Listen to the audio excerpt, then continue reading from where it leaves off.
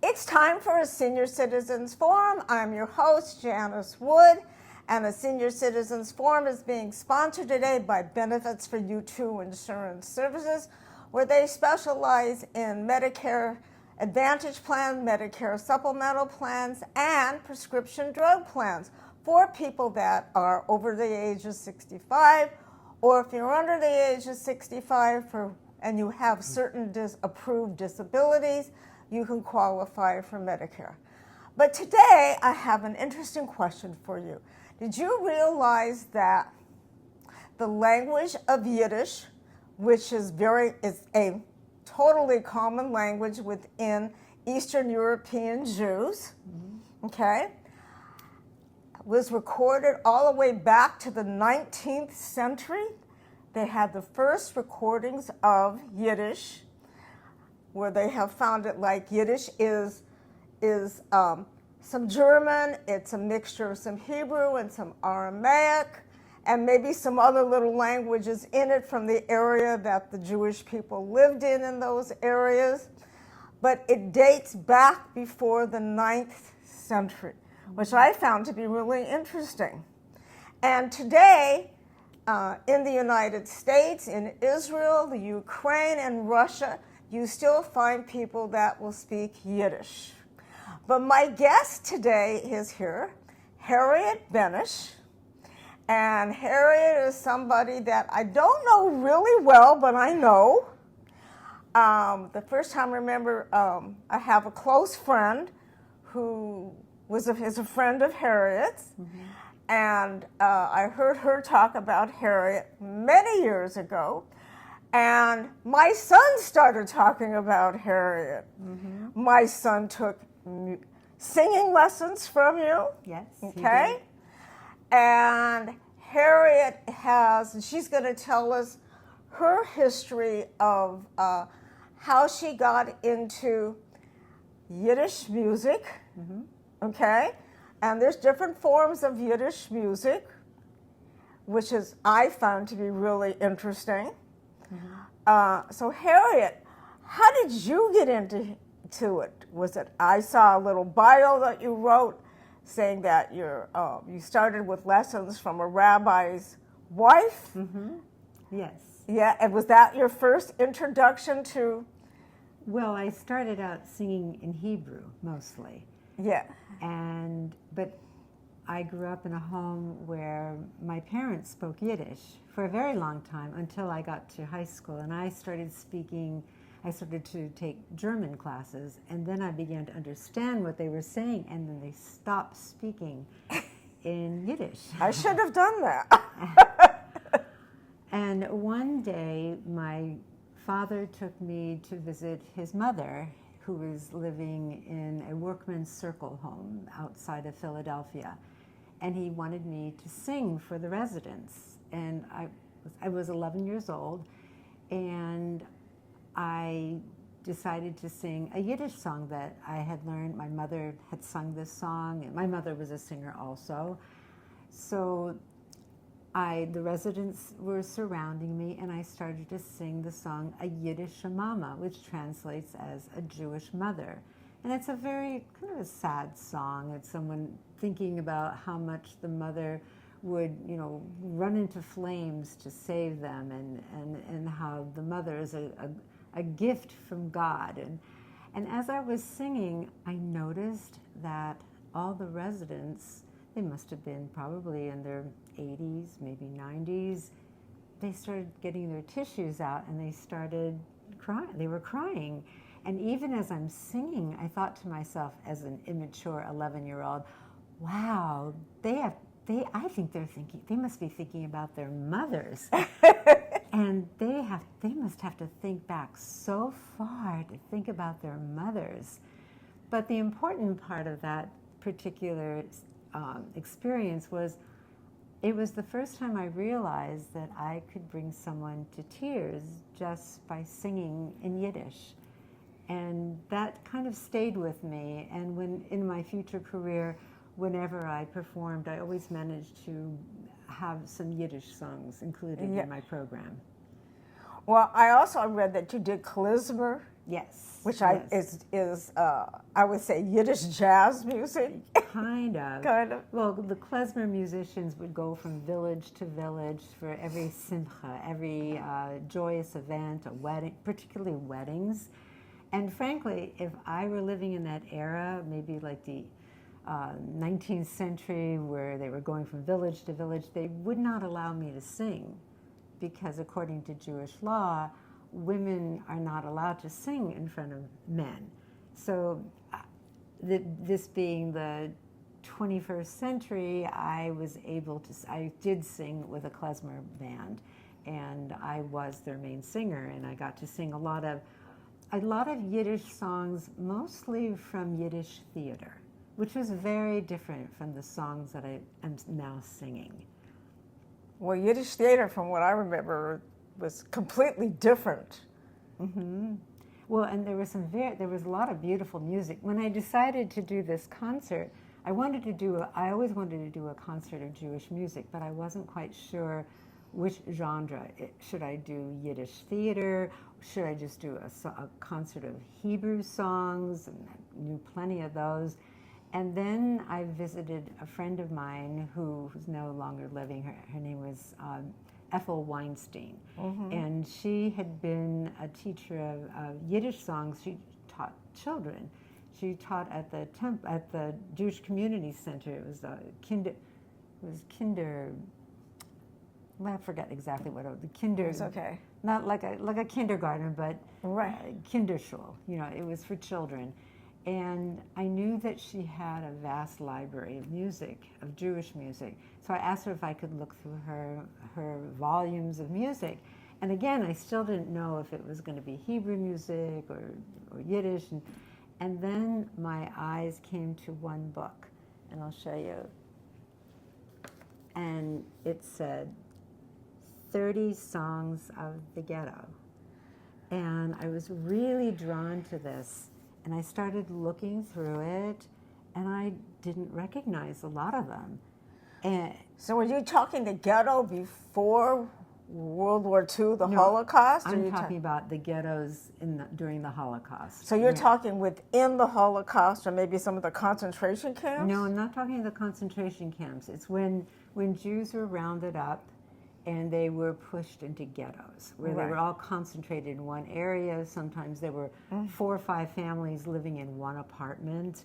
And, the ghettos was not a great place to live. The food was scarce, and there was a lot of disease. But in the midst of the ghetto, and things were really, really difficult, there were musicians there.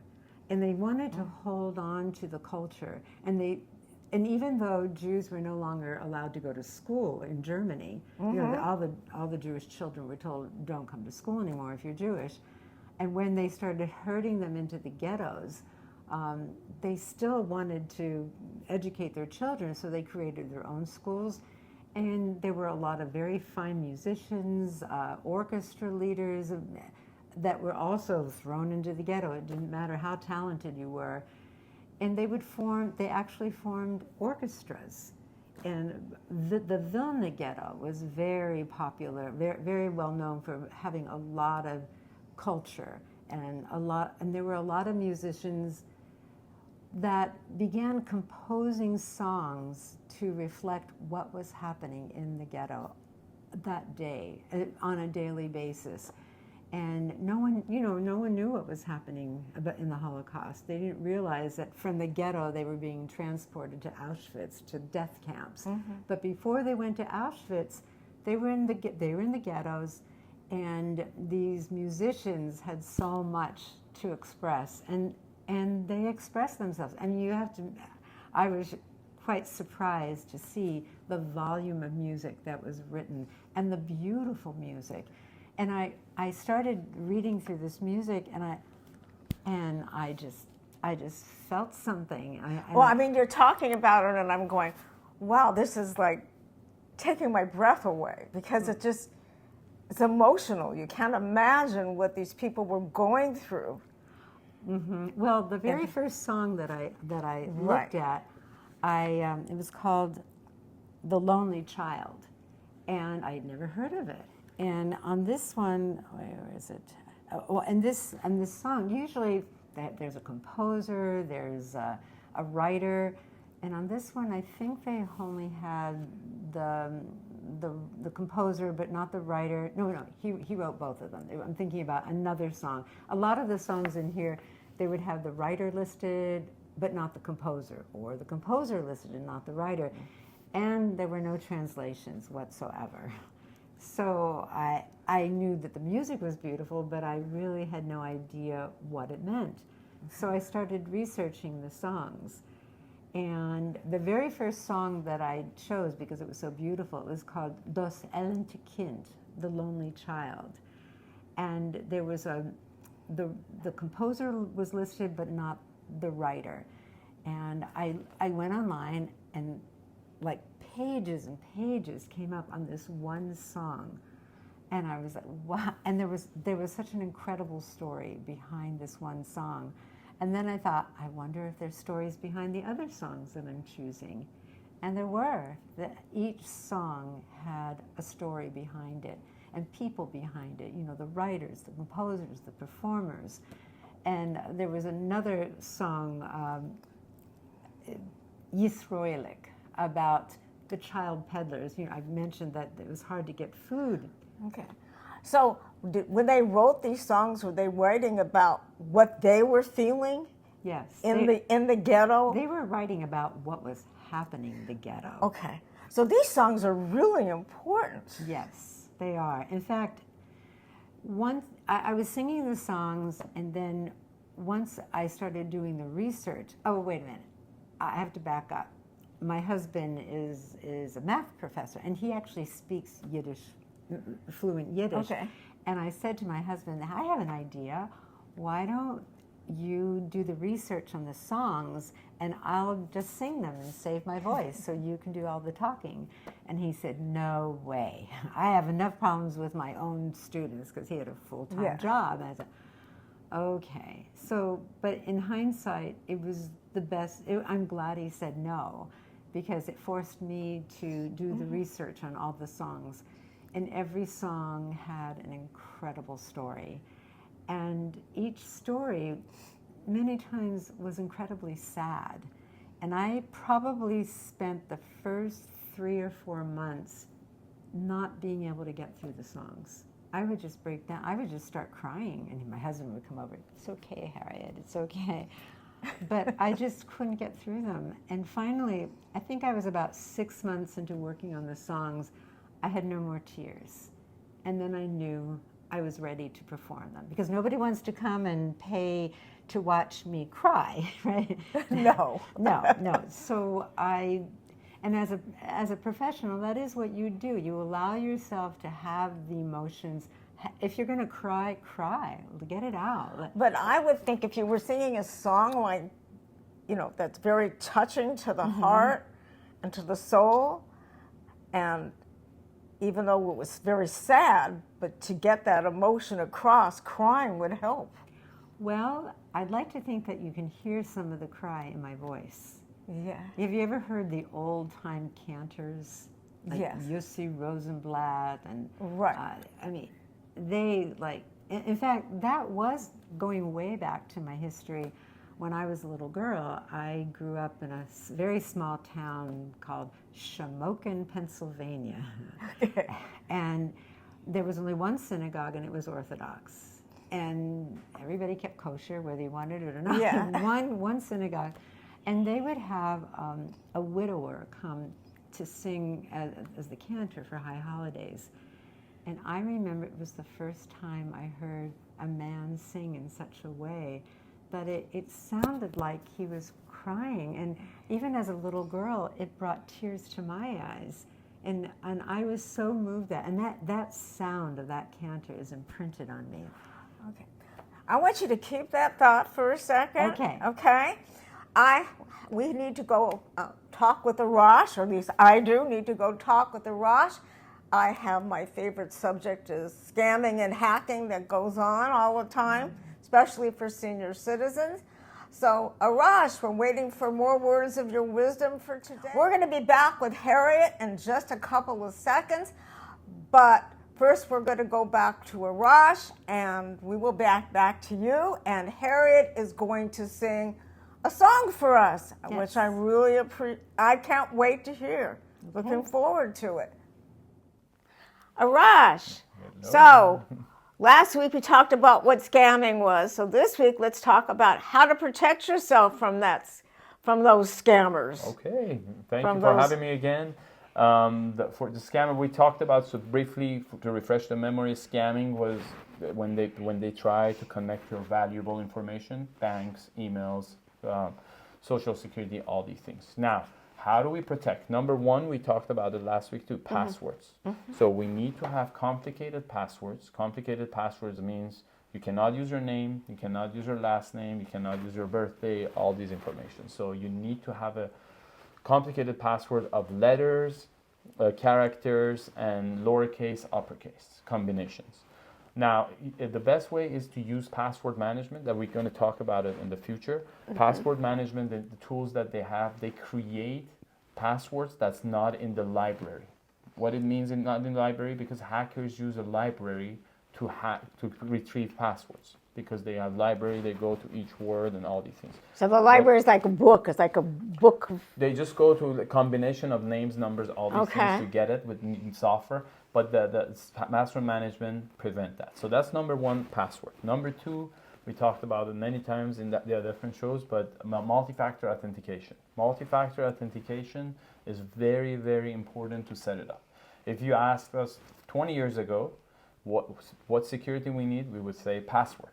Those days, people didn't have password for Wi-Fi. Everything was available, but password was critical. Right now, it's 20 years ago. Only having password is not secure. So you need a second layer, which is multi-factor authentication. It can be text, it can be app, it can be email. Mm-hmm. Those are the ways of multi-factor.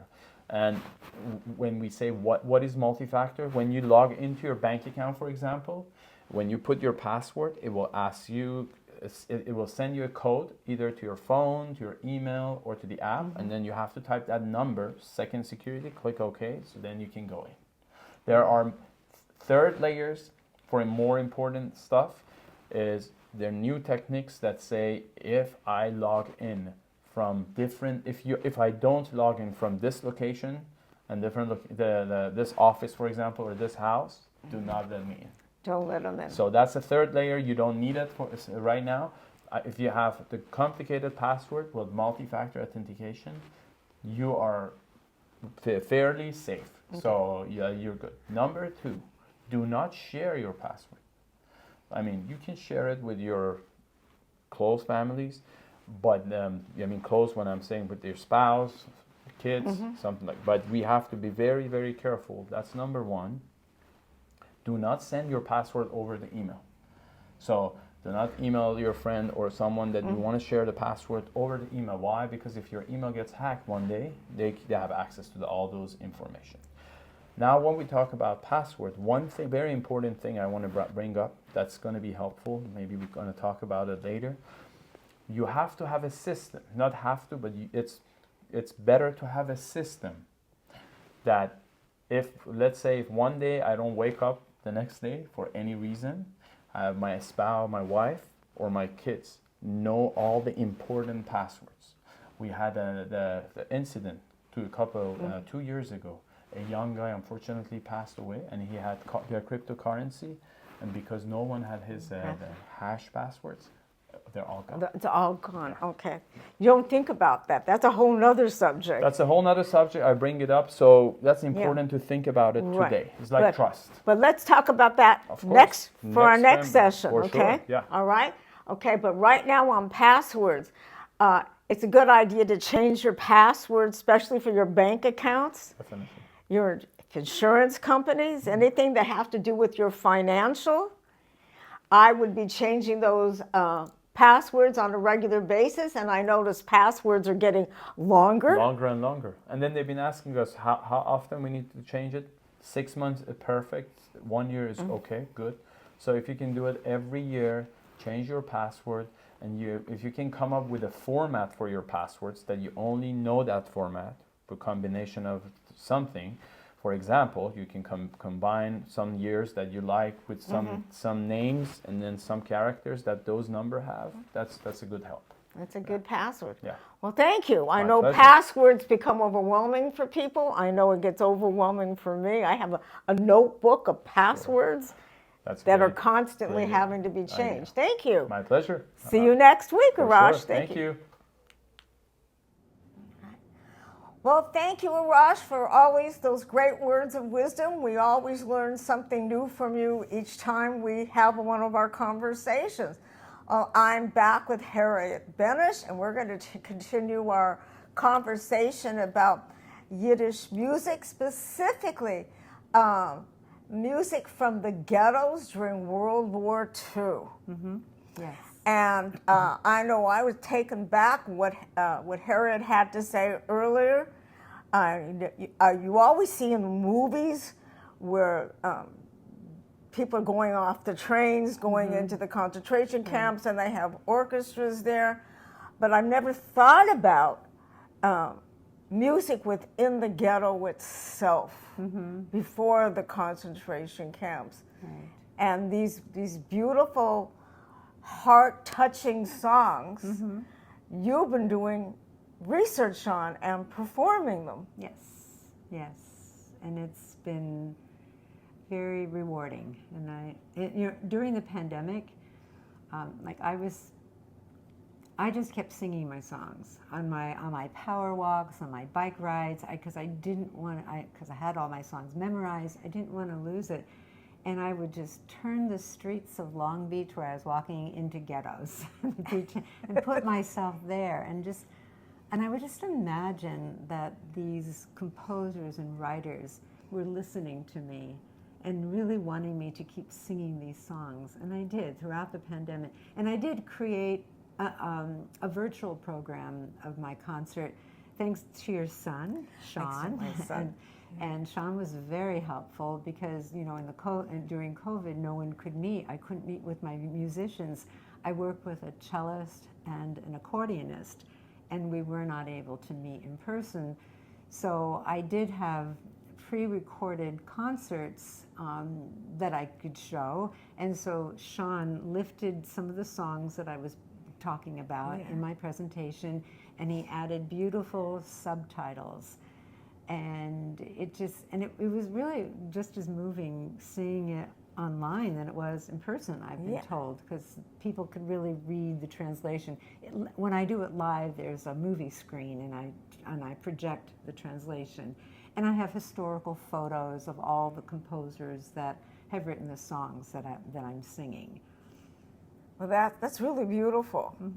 And I'm so glad that my son was part of that. Yeah, I am too. Because he learned something. He did learn a lot. Very much. I learned a lot from your son.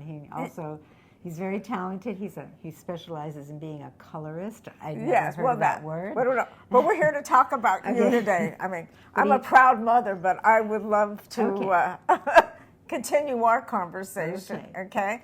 So, and what he learned, and what with this show, I'm hoping is going to have people will look you up and find you. If I can remember, you were honored, or you did a show for the city. Was it West Hollywood? Yeah, the city of West Hollywood.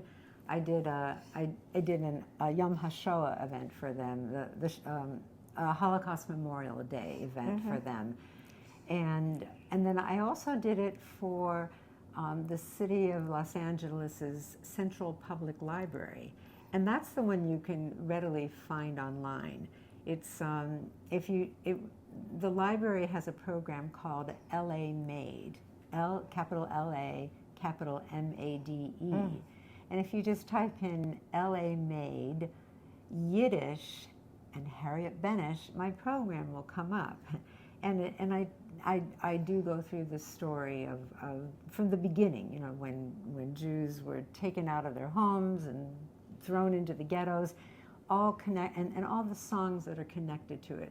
I sing, like, for example, one of the first songs I sing is a song about what it's like to leave your home and go into the ghetto and not knowing what's going to happen. And this is a father trying to explain to his young child what's in store for them, and they really don't know. And it's it's sad but mysterious song because no one knows what's happening. You're reminding me, I can't remember how long ago it was. I was in Germany and in Berlin, and I went into it was a museum. It was not a Holocaust museum, but it was a museum. I can't even remember what the museum was called, but everything in the museum was off kilter, and it was off kilter to make you feel like, just like what you said, you didn't know what was going to happen. That feeling, and that's how the Jewish people have always have felt, because we don't know. Right. You're off kilter. So yeah, we're off kilter. Not knowing what's going to happen. Yes. Yeah, and that reminded me of that museum. Yeah. But once they're in the ghetto, there's all kinds of emotions that come up. And plus, they wanted to make sure that it was documented. They wanted, if this music ever got out, they wanted to know. In fact, one of the most important writers through that period is a man named Shmerka Kaczerginski. He was a poet, and he was also part of the Paper Brigade. He was part of the group of people who helped to save Jewish relics and treasures so that the Nazis would not get them. And they would hide them in sewers and hide books. And there was a group of young intellectuals that helped save a lot of documents during that time. But one of the first songs I learned, The Lonely Child, is about a woman whose husband had just been killed by the Germans, and she had a little baby, about 18 months old. And she wanted to make sure that her child was safe, and she made that heartbreaking decision to place her child outside the ghetto walls with a trusted housekeeper. And Shmerka Kaczerginski had heard about the plight of this young mother, and he was so moved that he wrote a song about it called The Lonely Child, Das elende Kind in Yiddish. And it talks about how he puts himself in the place of the little girl and what she must be feeling as she's frightened and searching for her mother. And then in this song, she even imagines that she hears her mother calling her and hears her father's footsteps. And it's just a very, very moving song. It was the first song I sang to learn, but I had to do so much research on it. And I couldn't find the translation anywhere. And finally, I did find a book that did have it in it, and Shmerka Kaczerginski at the end of the war went to displaced persons camps with a tape recorder, and he asked people to sing to him all the songs that were written in the ghettos and in the concentration camps too, because the songs were written in the concentration camps. And he recorded all this music, and he put it into a very large book. It was in Yiddish, and my husband has it also. But then it was translated, and the music was made available to the public of all these songs that were written in the ghetto and the concentration camps. But my particular songs were all specifically written in the ghetto. There was one song that I sing, and it was written by Pesach Kaplan, and he was, and it wasn't the Vilna Ghetto. I'm sorry, I can't remember which ghetto he was in, but they found, he was like a chronicler of the ghetto, and they found his diary, and in his last inscription was, "We go to our death, avenge us." And Pesach Kaplan did not survive, but his music did. So he did survive. He did not survive. Well, I mean, but to me, he survived. That his music has him surviving. Yes, yes, and that's why I sing this music, because if I don't perform it, then no one knows what really went on during the Holocaust. People forget. There's so much going on in the world, and I don't want people to forget. No, we don't want people to forget, but also you're helping to keep this music alive and that period alive. Mm-hmm. Yes. Which is so important. Mm-hmm. I once got a letter, when the first time I gave this concert, I got a letter from this woman. She was actually a writer herself, and the way she wrote it was very poetic. She said, "In all the years that I've seen Jewish movies about the Holocaust, I've gone to Jewish museums, and I've heard music, but never before has it ever been presented in this way, in the language of a lost people." You know, and it was just the way she wrote it. It was just so touching that I realized, yeah, she's right. Many people who come to my concert feel the presence of these writers and composers. I bring them to life. I put the audience in a ghetto, basically. You are there with these composers and writers, and it's a very emotional feeling that people have. So what song do you have for us today that we can share? Okay. Well, and tell us before you sing it, you know, a summary of what it's about. Sure. Well, I'll give you, I sing a little bit of a song that has had the most meaning to me.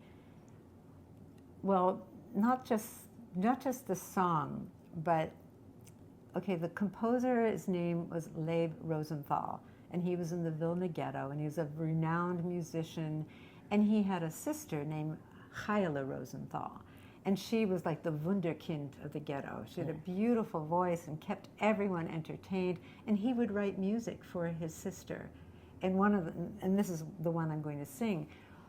When I was doing the research, I found all these photos of the composers, the writers, performers, but I knew I also needed to get permission to use these photos. So I tried to track down relatives of Leib Rosenthal, and I did. So Leib Rosenthal did not survive the Holocaust, and he was murdered. But his sister, Chayla Rosenthal, did survive, and she escaped, and barely escaped, and went on to continue to have a career. And she had 2 daughters. One was named Nava, and the other one was Zola. It turned out that Nava was no longer living, because it was the relatives who had the rights to these photos, but Zola was. So I wrote to her, and I wanted to know if I could have permission to use her uncle's photo and her mother's photo. And she wrote back to me, and she said, "Oh, absolutely! I'm so thrilled to know that you're singing my uncle's songs."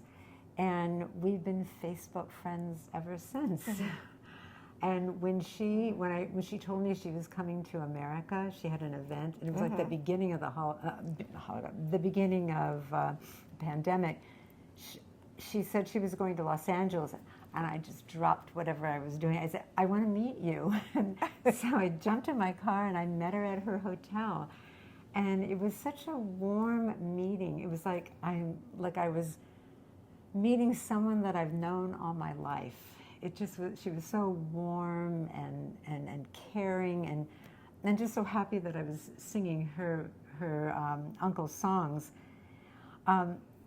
There is another story connected to Zola. She actually is a composer herself. And back at in 2020, 2020, I was supposed to do that program for the library in Los Angeles live, and I was supposed to do it in May of 2020.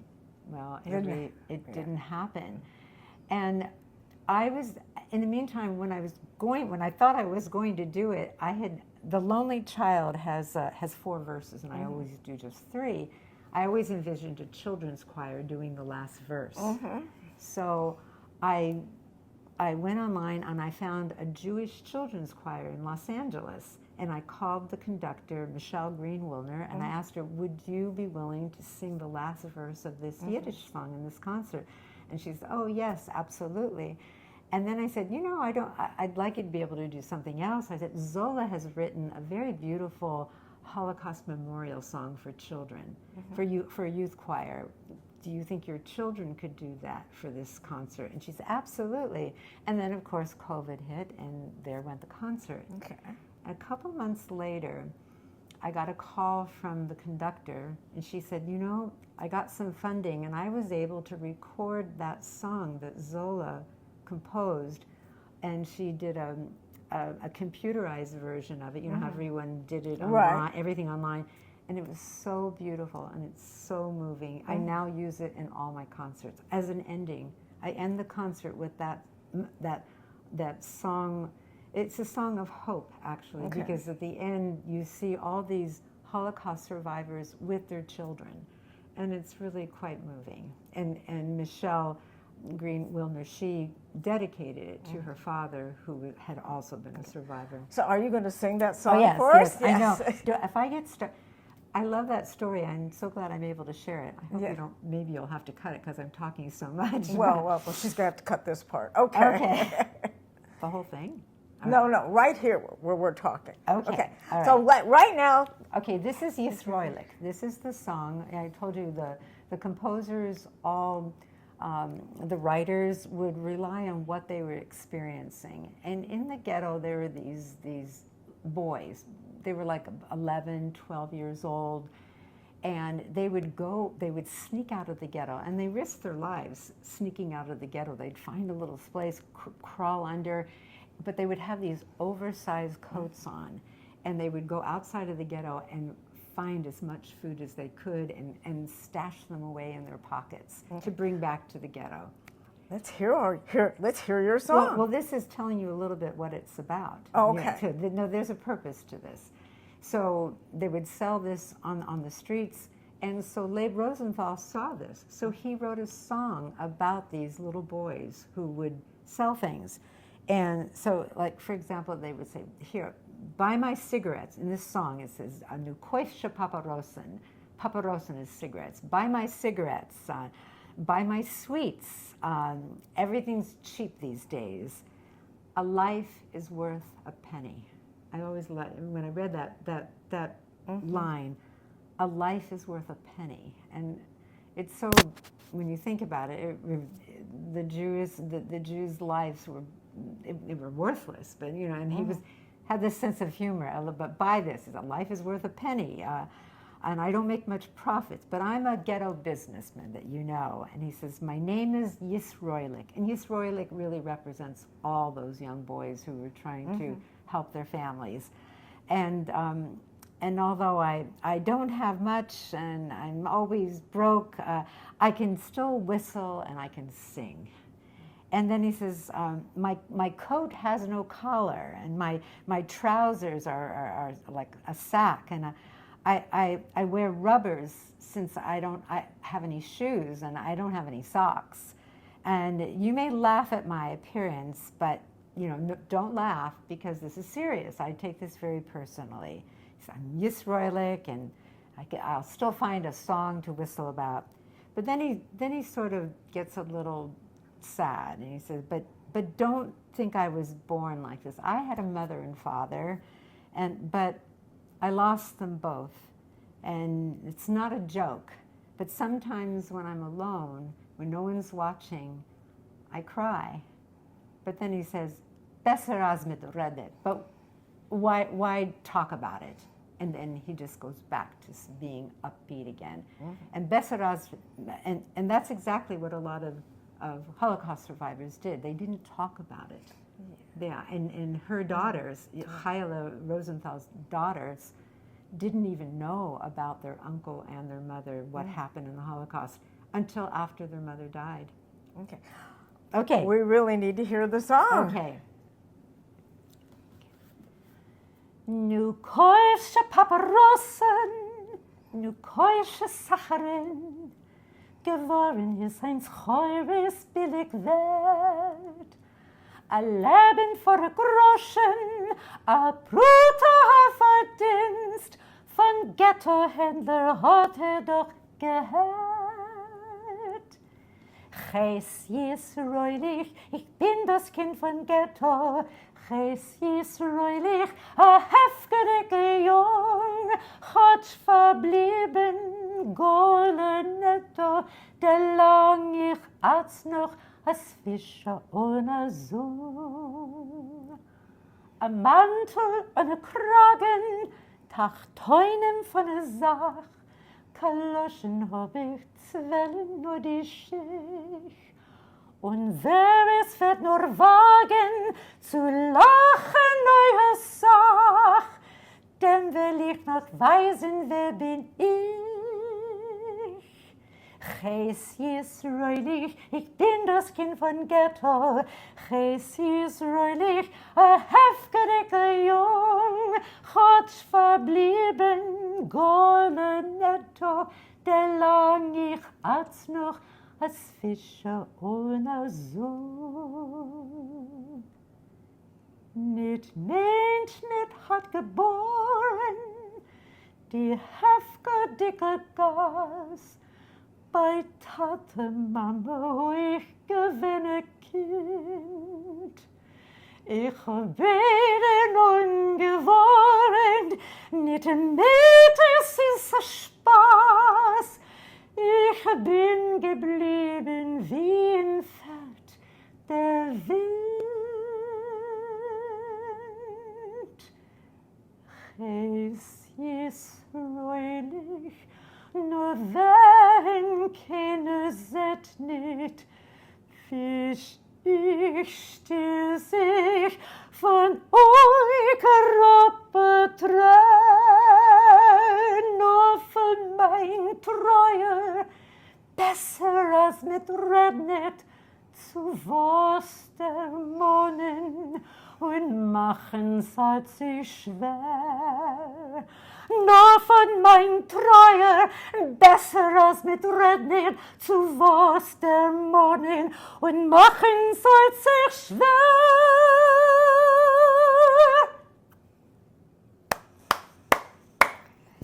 Beautiful. I would love to continue talking with you. I really would. That song was just beautiful. There's no other words, okay? But we're out of time. Okay. Okay? And I love recording this little bit of history with you. Thank you, everyone, for watching. This is so special. If you want to know how to get a hold of Harriet, the information is posted here about our show. Please listen to what Harriet's had to say today. It's an important part of I say Jewish history. Mm-hmm. And if you'll be posting my website, people can always go there and check it and see where I'm performing next. Yes, because it's worth hearing. I hope you all have a really good week. Again, thank you, Harriet, for this very touching show. Thank you for giving me the opportunity to talk about this. You're welcome. And I'll see you next week on the Senior Citizens Forum. Bye.